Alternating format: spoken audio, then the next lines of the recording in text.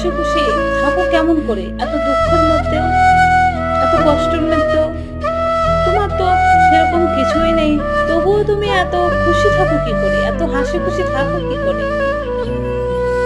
আমি তাদেরকে উল্টো জবাব দিলাম, দেখো, আমার নাইবা থাকতে পারে অর্থ, আমার নাইবা থাকতে পারে ব্যাংক ব্যালেন্স, আমার নাইবা থাকতে পারে দামি বাড়ি দামি গাড়ি, আমার নাইবা কিছু থাকতে পারে, কিন্তু আমার কাছে যেটা আছে সেটা হচ্ছে আমার কৃষ্ণের কৃপা, আমার রাধারানীর কৃপা, আমার গোপাল সোনার কৃপা।